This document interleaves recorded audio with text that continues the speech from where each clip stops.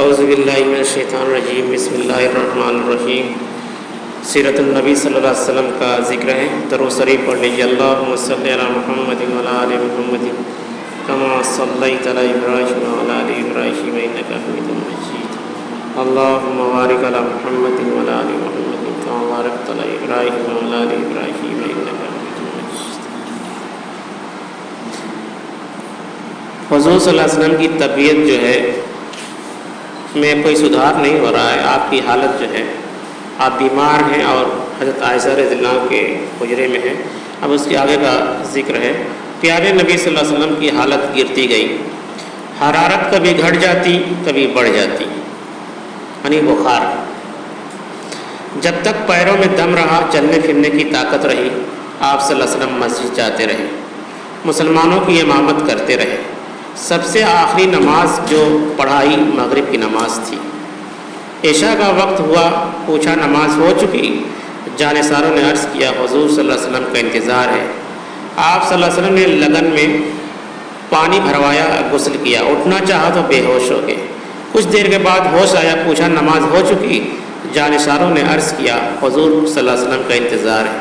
آپ صلی اللہ علیہ وسلم پھر نہائے اور اٹھنا چاہا، اس بار بھی آپ بے ہوش ہو گئے۔ کچھ دیر میں پھر ہوش آیا، دریافت فرمایا، یعنی پوچھا نماز ہو چکی؟ پھر وہی جواب ملا حضور صلی اللہ علیہ وسلم کا انتظار ہے۔ جسم مبارک پر پانی ڈالا گیا، اٹھنے کا ارادہ کیا تو پھر بے ہوش ہو گئے۔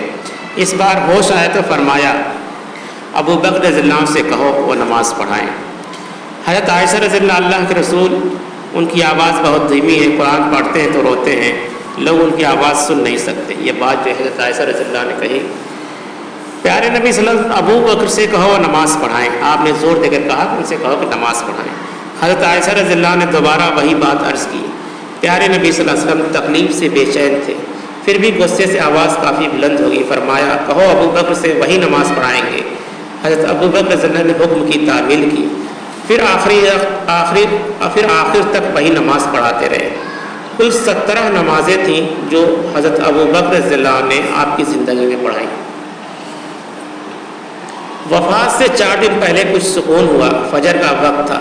7 مشک پانی سے آپ صلی اللہ علیہ وسلم نے غسل کیا، پھر کپڑے پہنے، سر پر پٹی باندھی اور فضل بن عباس شوبان رضی اللہ کے سہارے مسجد تشریف لے گئے۔ نماز ہو رہی تھی، حضرت ابو بکر رضی اللہ امام تھے۔ آہٹ پا کر انہوں نے پیچھے ہٹنا چاہا، آپ صلی اللہ علیہ وسلم نے ان کی پیٹھ پر ہاتھ رکھ کر روک دیا اور ان کے پہلو میں بیٹھ گئے۔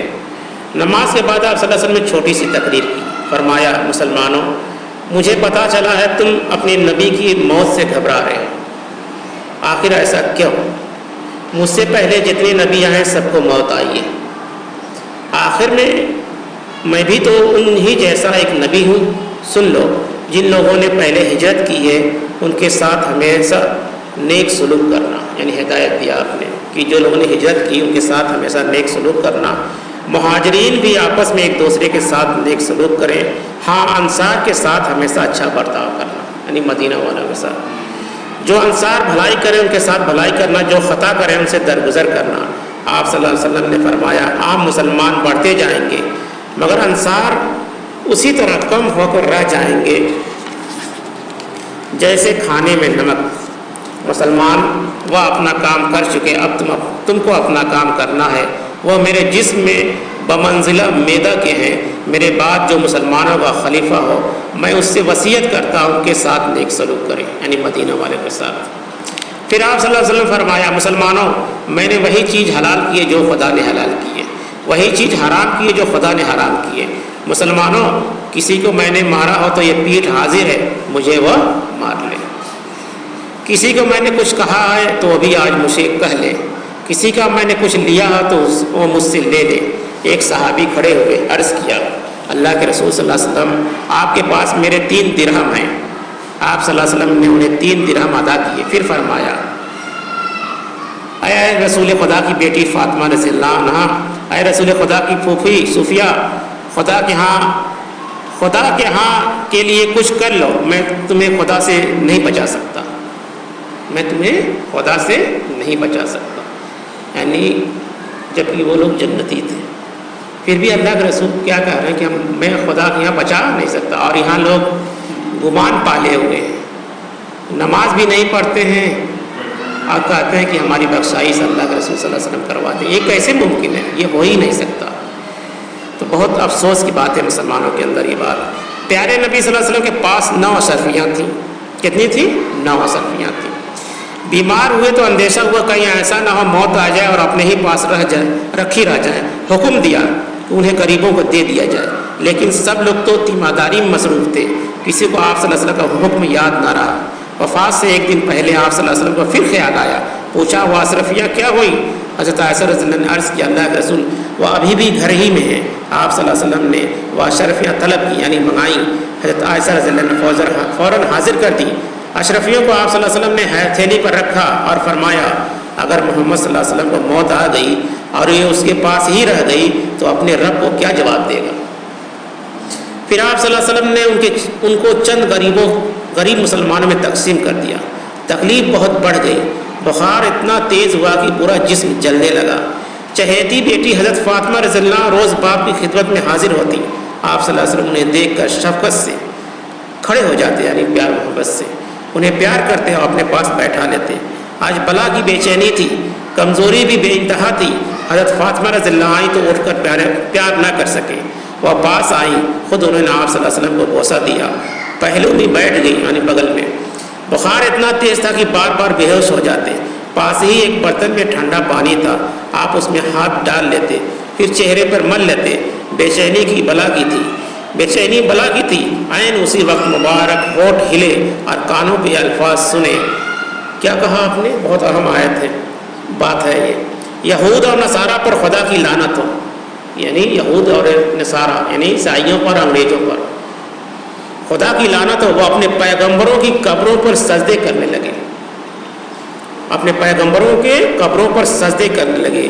اسی موقع پر آپ صلی اللہ علیہ وسلم نے یہ بھی ارشاد فرمایا کہ ہرگز سرزمین عرب میں کبھی 2 دین نہ رہنا پائے، یعنی اسلام کے علاوہ کوئی دوسرا دین پورے عرب سرزمین پر نہ رہنے پائے. آپ نے وصیت کی تھی مسلمانوں سے.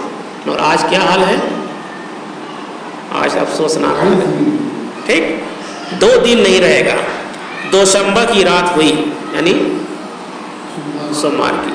حرارت بہت گھٹ گئی، ایسا لگ رہا تھا گویا بخار جاتا رہا. بے چینی نام کو نہ تھی یعنی آرام ہو گیا.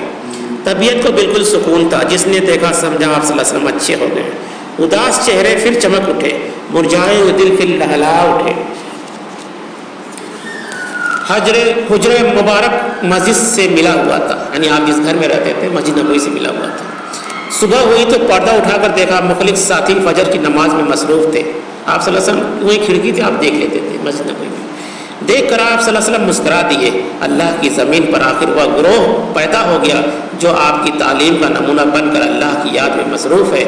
یعنی آپ بہت خوش ہوئے لوگوں کو دیکھ کر. کچھ آہٹ ہوئی، ساتھی سمجھے آپ صلی اللہ علیہ وسلم باہر آنا چاہتے ہیں. خوشی سے وہ بےتاب ہو گئے اور قریب تھا کہ نمازیں توڑ دیں.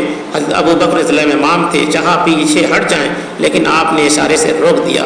پھر حجرے کے اندر ہو کر پردہ گرا لیا. کمزوری اس قدر تھی کہ پردہ بھی ٹھیک سے نہ گرا سکے. پیروں پر کھڑا ہونا بھی دشوار تھا، لیکن ساتھیوں کو خوش دیکھ کر آپ صلی اللہ علیہ وسلم بہت خوش تھے. کمزوری دم بدم بڑھتی جا رہی تھی. موت ہولے ہولے سرکتی آ رہی تھی. آپ صلی اللہ علیہ وسلم نے برتن میں ٹھنڈا پانی مانگا. فوراً پانی حاضر کر دیا گیا. آپ صلی اللہ علیہ وسلم بار بار اس میں ہاتھ ڈالتے اور چہرے پہ ملتے.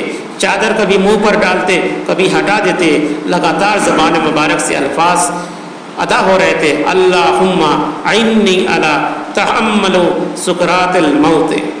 ترجمہ: اے اللہ جان کنی کی تکلیفیں جھیلنا میرے لیے آسان کر. یعنی آپ اللہ سے دعا کر رہے ہیں. پیارے نبی صلی اللہ علیہ وسلم کی پیارے باپ کی بے چینی دیکھ کر حضرت فاطمہ رضی اللہ عنہ بے چین ہو گئی. بے اختیار چیخیں، ہائے میرے باپ کی بے چینی.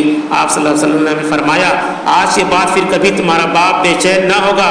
سپہر کا وقت تھا، سینے میں سانس گھڑگھڑا رہی تھی.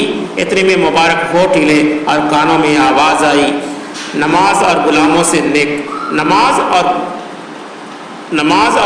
سے نیک سلوک کرو. آپ نے کہا. پھر اوپر ہاتھ اٹھے. آپ صلی اللہ علیہ وسلم نے انگلی سے اشارہ کیا اور فرمایا بل الرفیق الاعلی اب اور کوئی نہیں، بس وہی سب سے بڑا ساتھی۔ یہ کہتے کہتے ہاتھ لٹک آئے، آنکھیں چھت سے لگ گئیں اور روح پاک اپنے رب سے جا ملی۔ دوشنبہ کا دن تھا، یعنی سوموار کا دن تھا، ربیع الاول کی 12 تاریخ تھی، ہجرت کا 11واں سال تھا۔ جانثاروں کی نظر میں دنیا اندھیری ہو گئی اور دل کی بستیاں سنسان ہو گئیں۔ انا للہ و انا الیہ راجعون۔ اللہم صلی وسلم وبارک علی محمد وعلی آلہ وصحابہ اجمعین۔ جس وقت آپ صلی اللہ علیہ وسلم کی زندگی کا آفتاب غروب ہوا، عمر مبارک 63 سال تھی۔ کتنی تھی؟ 63 سال تھی۔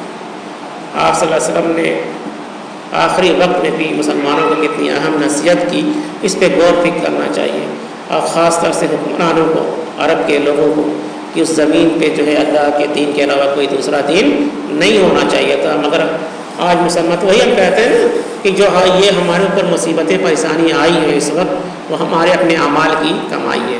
اعمال کی کمائی مطلب جو حکمران ہیں، جن کے اندر اللہ نے سارے طاقت دی ہے، ان کی آنکھیں نہیں کھلتی ہیں، وہ قرآن کو نہیں پڑھتے ہیں، اللہ کے رسول کی سیرت کو نہیں سمجھتے ہیں، تو اس لیے اس میں گیہوں کے ساتھ گھن بھی پیسا جا رہا ہے، نیک لوگ بھی اسی میں پیسے جا رہے ہیں۔